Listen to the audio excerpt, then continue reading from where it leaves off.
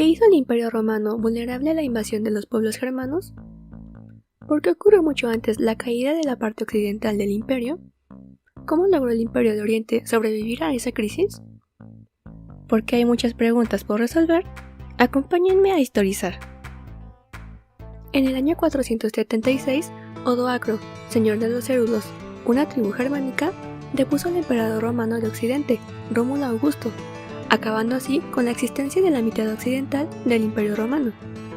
A partir de entonces, los érulos se apoderaron de la península itálica, al igual que unos años antes otros pueblos germanos se habían adueñado de otras regiones del oeste de Europa, que antes eran dominios romanos, pero la parte oriental del Imperio Romano no se vio afectada a esos niveles por el avance de las tribus germánicas, sino que incluso consiguió resistir hasta 1453.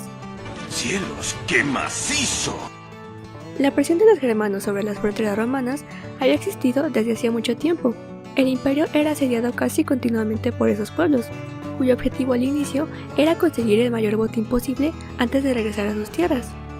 Aunque el problema no pasó a ser mayor hasta que los germanos fueron conscientes de su fuerza, al ver que el imperio atravesaba por graves crisis, y se produjeron los desórdenes necesarios para que Roma llegara a ser vulnerable. Eso se intensificó con la crisis del siglo III, uno de los periodos más problemáticos para el Imperio Romano. En esos momentos, algunas tribus germanas iniciaron una serie de migraciones a gran escala que empujaron a otras hacia el interior de las fronteras romanas, donde se asentaron e incluso llegaron a integrarse en la sociedad romana. Miren eso. ¿Se van a quedar parados ahí o me van a ayudar a traer mis cosas? La evolución del crecimiento social y organizativo de estas comunidades germanas continúa en las provincias del oeste, de forma que, al comenzar el siglo IV, Occidente era una red de reinos germanos semi-independientes y de los territorios que controlaba el emperador, que ya estaban habitados en gran medida por habitantes originarios de aquellos pueblos. El Imperio Romano contaba en ese entonces con 2 emperadores que corregían el imperio, hasta que en el año 324, los emperadores Constantino y Licinio se embarcaron en una guerra por el control total del imperio. Constantino, a pesar de que sus tropas eran inferiores, logró avanzar decididamente hacia el este. En Crisópolis se libró la batalla final, y Constantino resultó vencedor. Así, el imperio tenía ya un único dueño. Constantino quiso fortalecer al Estado, y pretendió lograr la unidad del pueblo mediante una nueva religión que sustituía al viejo paganismo, y al mismo tiempo se contaría así con el apoyo de la emergente iglesia, lo que también otorgaría al emperador la lealtad de los fieles. Pensar correcto es lo que hago. El emperador romano durante la época pagana había sido el Pontifex Maximus, la cabeza de la religión oficial del Estado, y Constantino consideró que este cargo continuaría con el cristianismo, pasando él mismo a ser la cabeza de su iglesia. Mientras tanto, en Occidente, las invasiones germánicas hicieron que desapareciera la autoridad estatal romana, y que ésta fuera sustituida por gobernantes germanos, ayudados por los obispos de las diferentes ciudades. Pero en Constantinopla era todavía el emperador quien tenía el poder para deponer a los patriarcas, por lo que no fue tan fácil para los germanos adentrarse del gobierno de Oriente. Luego, con el traslado de la capital a Constantinopla, Constantino orientalizó aún más al imperio. Las provincias del este se hacían cada vez más ricas, y en consecuencia, las tierras occidentales eran regiones cada vez más deprimidas. Tu casa es la que tiene menos ingresos, lo siento. Lo siento. Mientras avanzaban los pueblos germanos, cada vez más hacia el oeste, se temió por la seguridad de la parte oriental del imperio, porque sería la primera que recibiría el azote de esos pueblos, aunque en ese momento el general Teodosio pudo lograr defenderlo momentáneamente. Pero a la muerte del ahora emperador Teodosio, se consolidó la división definitiva del imperio. De sus hijos, Honorio, el menor, heredó Occidente, y Arcadio, el primogénito, recibió el gobierno de las ricas provincias orientales.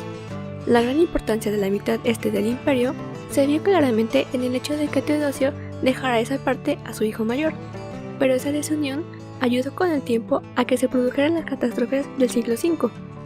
Las 2 mitades del imperio ahora ni siquiera se unían para combatir a los enemigos comunes como eran los invasores germánicos, y preferían seguir disputándose territorios fronterizos mientras sus ciudades eran saqueadas.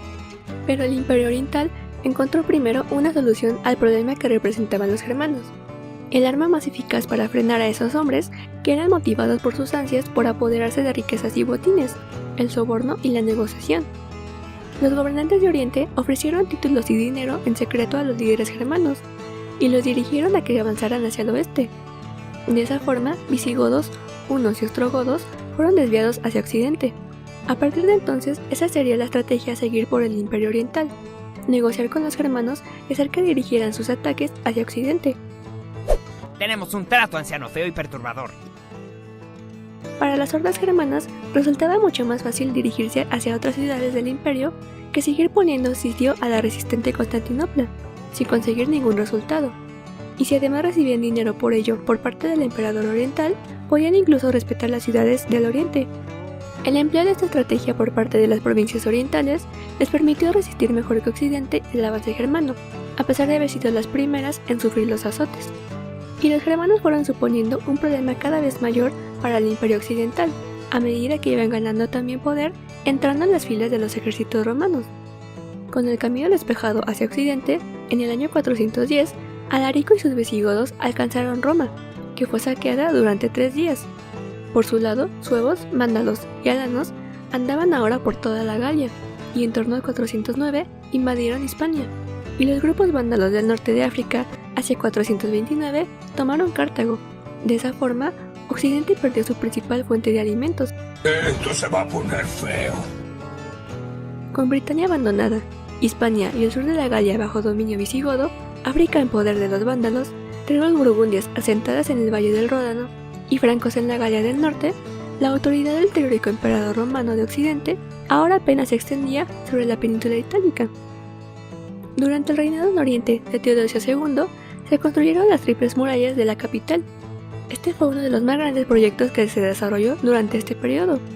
El objetivo era construir una triple muralla desde el Cuerno de Oro hasta el Mar de Mármara, cerrando así el paso hacia el lado de Constantinopla. Era una barrera mucho más fuerte que cualquiera de las anteriores. Bien dicho, levantaré un muro para que no se pasen. Pues ya te pasaste. Au. Fue la captura de Roma por Alarico en 410 lo que pudo inspirar el proyecto, porque había mostrado con qué facilidad se podían tomar incluso las ciudades más importantes. Los visigodos llegaron a poner sitio a Constantinopla, pero la capital oriental resultaba una barrera enorme ante un ejército visigodo no preparado para asediar fortalezas, por lo que la ciudad amurallada se libró de aquellos ataques. Las murallas teodosianas representaron toda una revolución en su tiempo. El complejo entramado defensivo aguantó todos los intentos de ser derribado durante 1000 años, pero la parte occidental no logró esa resistencia, y Odoacro, que antes era el protector de Rómulo Augusto, depuso finalmente a este último emperador romano de Occidente en 476. Para cuando sucedió la caída de Roma, gran parte de las provincias occidentales estaban ya ocupadas por francos, visigodos, vándalos, alanos y otros pueblos. Y cuando el último emperador de la mitad occidental fue destronado, este ejercía solo un control simbólico de la península itálica, y el resto de provincias occidentales ya estaban bajo dominio germano. Pero en Constantinopla, el emperador sí gobernaba todavía de forma efectiva la totalidad de las provincias orientales. Se trataba de Zenón, quien, ante la derrota de su emperador asociado, Rómulo Augusto, era ahora el único gobernante oficial del imperio, reinando en la parte del imperio romano que logró sobrevivir durante 10 siglos más. Gracias por ver el video de hoy. Los espero en la próxima ocasión para seguir respondiendo más preguntas históricas. ¡Chao!